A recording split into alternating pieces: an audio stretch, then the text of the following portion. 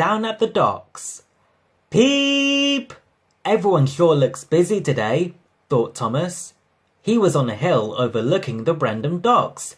From above the busy harbour, Thomas could look down and see all of the other engines working hard. Maybe I can do something to help. And down he went. When Thomas arrived at the docks, the other engines were bustling around. Everyone was working hard to prepare for the Ocean Life exhibit which was coming to the island of Sodor.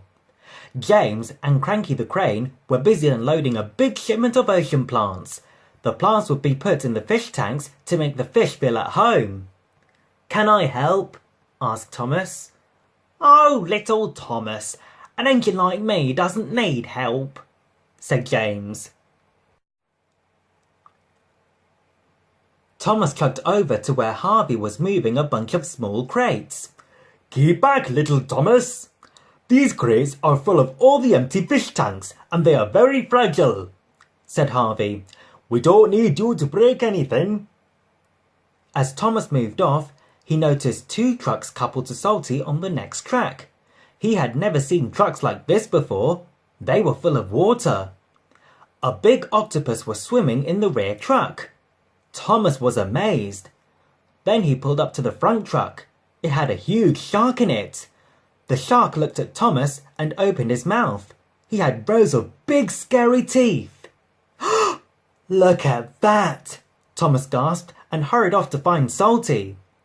"Amazing, aren't they? These critters from the deep. Eh, Thomas?" said Salty. "Where are they from, Salty?"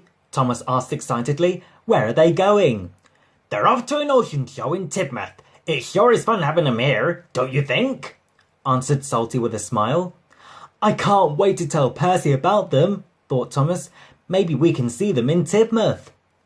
Thomas was still marvelling over the shark when Henry rushed by. "Out of the way! I am in a hurry!" Henry whistled. "Don't fret, Thomas," said Salty. "Little engines can be mighty handy at times." "Thanks, Salty," peeped Thomas sadly. "Maybe there's something I can do back at the station." Just as Thomas was leaving the docks, Percy came chugging up, working hard, pulling the afternoon mail. "Percy, you've got to take a look at the trucks that Salty is," Thomas started. "Not now, Thomas," Percy interrupted. "I need to deliver this mail right on time." And he hurried past. Percy passed Salty and then looked up and saw a huge shark looking right at him. "Yikes!" he tooted loudly and rushed forward. Percy was so surprised and so scared that he didn't look where he was going.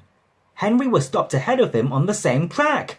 He was waiting for Harvey to cross with his fragile load. Percy ran right into Henry, pushing him off the track, right toward Harvey's cargo of fish tanks. "Watch out, Harvey!" tooted Henry. Harvey looked back, saw Henry rushing at him, and went full steam ahead. Too late! Crash! Henry crashed into Harvey's truck.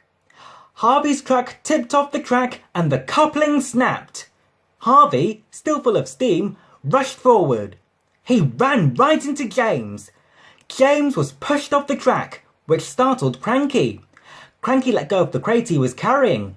The crate fell right onto James and burst, covering him with seaweed.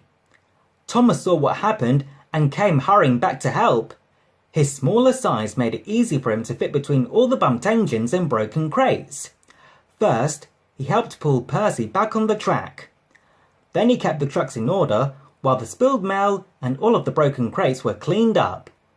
Finally, he helped Harvey put James back onto the track, and he didn't even tease James about his green face.